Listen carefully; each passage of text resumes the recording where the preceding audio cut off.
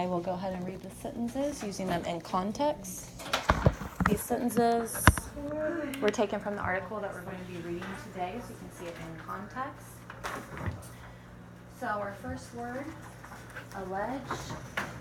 So without the promise of overtime. What did that say, Miss? Mandate? Mandate. And the third one? Is respite. Respite? Respite. Respite. So again, copy these into your graphic organizer in your data folders. Wait, can you repeat that? It's R-E-S-P-I-T-E? Yes. Respite. If you can't see Alicia, feel free to kind of walk up to look at the definition. Or you can actually, if you're having trouble seeing, I gave you a copy of our stretch article and they're on the back. So you can copy them from the back if you want to. You know, these are your copies for today. And again, those vocab words are on the back of the stretch article. Yes, if it's easier to see compared to the screen. And these three vocabulary words, we're going to see them in context whenever we begin reading the stretch article. And so it's important that we have an idea what these words mean so that we can actually comprehend the text and understand what it's trying to say. So again, seeing them in context, allege, without the promise of overtime pay, supporters allege, employees will not devote as many extra hours to working. And allege, to declare to be true. Mandate, employers are mandated to offer 10 days of paid leave to people working for 6 months in a row. So mandate means to require or be required to do something by law. And then respite, Alicia, will you read that? Can you see that last sentence? No? Am I reading? Yeah.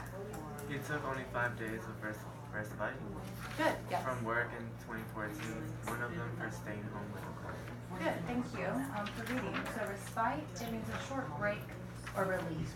Take a respite. If you look at the word and we actually, again, kind of break it down into the parts like we've been doing with Greek and Latin stems. The first part, rest, and then we have height, respite. Rest makes you think of rest, right? And that's pretty much what it means, a short break or relief. You're resting. You're having a chance to rest and relax, a little break. So that's what respite means. So again, we're going to encounter these words once we read the stretch article, so we can kind of become better acquainted with them more. For our learning target today, our goal or what you should learn, I can cite strong and thorough textual evidence to support analysis of what the text says explicitly, as well as inferences drawn from the text. Second, I can demonstrate an understanding of a grade appropriate text to collaborative conversation, using academic words and phrases accurately. And last, I can introduce a claim in writing and support my claim using relevant and sufficient evidence. I know that seems like a lot of learning targets, a lot of things that we're trying to accomplish in one lesson, but we're going to break it down to the different parts. So the main thing that we're focusing on is text evidence, locating text evidence in a text while you're reading and being able to actually use that in our conversations or in our writing. Okay, so it all ties together. So with that being said, I explained that we're going to be reading the stretch article today taken from Achieve 3000. I'm not sure if you guys are familiar with the stretch article. I know that it pops up whenever you do your Achieve 3000, but I don't know if you've actually completed the stretch article activities yet. And if you want to preview it, the stretch article, go ahead, get that in front of you if you would like, and you can put your data folders away if you want to push it up to the side so they're not in your way as we move on. So, read, discuss, read, close reading. Close reading, what is it? So read, discuss, read, it's a protocol of repeated reading and collaborative conversations. It was developed by Doug Fisher, and the reason why we're going to begin doing this weekly, it is not on your sheets, no, so if you guys just want to look up at the board as I go through this quickly and then we'll move on. The reason why we're doing it is because it's been proven to accelerate student learning beyond 1 year's expected growth. And we've talked a lot about making those reading games, being able to read and comprehend text at grade level. Most of us, since we're in intensive reading, we might not be reading at grade level yet. Yeah. And it's important because you're going to take the FSA, and those articles, they're going to be at grade level. The wonderful thing about Achieve is we get text at our right level. So it's a little challenging, but not too challenging, but not too easy. But at the same time, that helps us learn and grow. But whenever it comes to test time, it's not going to be at that level. It's going to be at the actual grade level that you're at. So you need to be able to read and comprehend those complex texts. So close reading, why we do it, is to provide you with the tools so that you can read a complex text and be able to understand it and explain it and answer questions over it. And so close reading, it involves reading a text several times in order to gain a deep understanding of the text. It's an active process and it involves underlining, highlighting, and circling key information as you read. So the thing with close readings are, it needs to be a complex text. It needs to be worthy of a close read. If you can just read it the first time and you have it down, you understand it, then that's wonderful. But then you're really not grappling with the text. You don't really need to annotate and do a close reading as much. But like I said, since most of us are reading below grade level, we need to be able to grapple with a complex text, something that might be hard and challenging for us, and not give up. So this is going to give you the What confuse me, like certain words in a text. So vocabulary, yeah, vocabulary is a big thing that will trip a lot of readers up. And that's why we're working on our vocabulary, learning those Greek and Latin stems, to again give you tools to be able to figure out or determine the meaning of the word in context when you're reading. So you can look before the word, after the word, trying to figure out what it might mean from the context, or using your Greek and Latin stems, all of that. So the close reading, it involves selecting the text, and I've already selected the text. We're doing Working Too Hard, it's taken from your Achieve. We're going to reread it for several different purposes. We're going to read it twice as a class, and then you guys will read it on your own for the third time. Are those the purposes right there? Yes, I'm going to talk about this graph in just a second. So like I said, we'll reread for different purposes and practice annotation, annotating the text, marking the text. And then we're going to have text-dependent questions driving us back into the text, because remember, our focus is working with textual evidence, okay, to support our analysis and answers. So whenever we read for the different purposes, Val pointed this out, thank you. These are the different purposes, or kind of the pyramid that you might follow. So the first time you read a text, a first read, you're kind of asking the question, what does the text say? You just want to get the key details, a general understanding. Do I know what this article is about? Also, you might mark confusion. We're going to take some notes on this, but you might mark confusion and clarify that so you can gain an understanding. Once you complete the first read and you feel like you know what it's mainly about, then you move on to a higher level of complexity, which is how does the text work? So you might want to think about author's purpose, or vocabulary, the text structure, and what that means. And then again, I'm already moving up to the next level. What does this mean? So then you're thinking about the opinions and arguments. You're making those connections. You're making inferences. And then last but not least, the very highest level would be, what does the text inspire you to do? So it might have an impact on you, and you can make that personal connection. So we're going to watch a little video and take some notes over annotation, because that's going to be our close reading strategy that we work on today, is annotating the text, okay? So go ahead and in your class notes, glue in the annotation notes. Say they're long listed. You just have to fill in the blanks. Where do we glue it, in the back or like where? Just in your notes. Looks like your notebook is just your class notes. So if you just want to glue it in, Val, I would just glue it in right before maybe your literary tab.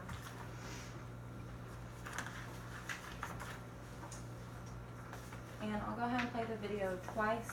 So the first time, I'm just going to play it. You can just listen, add your notes to your notebook, and then the second time, we're going to listen and try and fill in the blanks. And if you can't get all the blanks as you're listening to the video, That's okay because we will review it afterwards. And this is not projecting, so 1 second.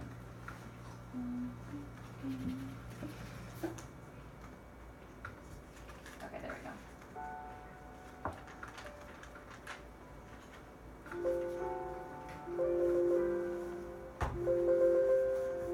Annotation slow readers down.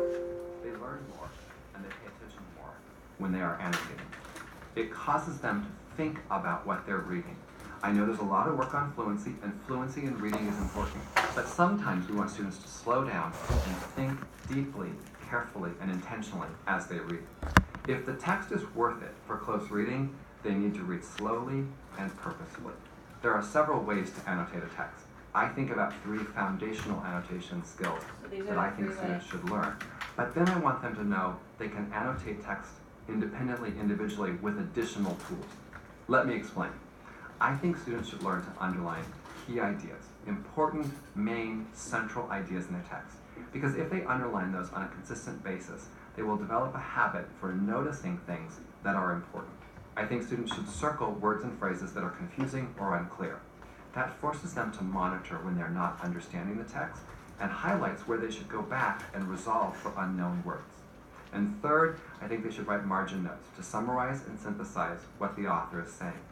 Those 3 habits are foundational across all kinds of content areas and grade levels. But I don't want to limit students.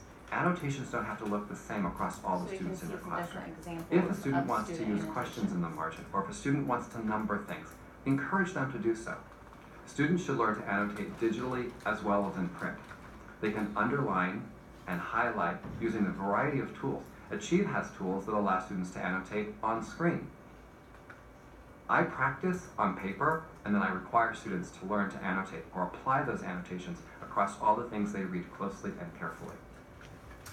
Okay, so let's watch the video one more time and try to fill in the guided notes as you're watching the video. So as he talks, pay attention. We've heard it once, so now you can kind of pay more attention to your notes as he talks to fill them in.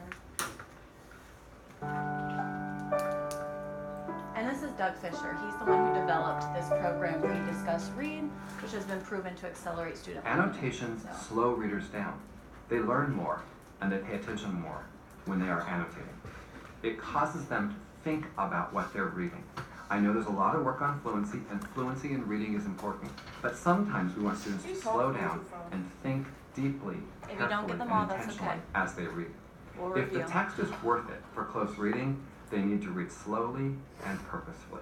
There are several ways to annotate a text. I think about 3 foundational annotation skills that I think students should So learn. here are the 3. But They're then I want numbered. them to know they can annotate text independently, individually, with additional tools. Let me explain. I think students should learn to underline key ideas, important, main, central ideas in their text. Because if they underline those on a consistent basis, they will develop a habit for noticing things that are important. I think students should circle words and phrases that are confusing or unclear. That forces them to monitor when they're not understanding the text and highlights where they should go back and resolve for unknown words. And third, I think they should write margin notes to summarize and synthesize what the author is saying. Those 3 habits are foundational across all kinds of content areas and grade levels. But I don't want to limit students. Annotations don't have to look the same across all the students in their classroom. If a student wants to use questions in the margin, or if a student wants to number things, encourage them to do so. Students should learn to annotate digitally as well as in print. They can underline and highlight using a variety of tools. Achieve has tools that allow students to annotate on screen. I practice on paper, and then I require students to learn to annotate or apply those annotations across all the things they read closely and carefully. If it was -2 divided by -4, your answer is going to be positive because you have the 2 negatives which cancel out. Okay, so I know that you guys said that played a little bit fast. It was kind of hard to get the notes. And that's okay because here are the notes for you if you missed any of those blanks. There we go. What's the So, last one say? Students needs to read slowly and purposefully. So what does that mean? Read slowly, purposefully, as in purposefully, what does that Like there mean? needs to be a purpose for while you're reading. You can't just skim through it and yeah, like you need to have an idea of it. Perfect, thank you. So, if you're reading slowly and purposefully, Ovell is completely correct. You're reading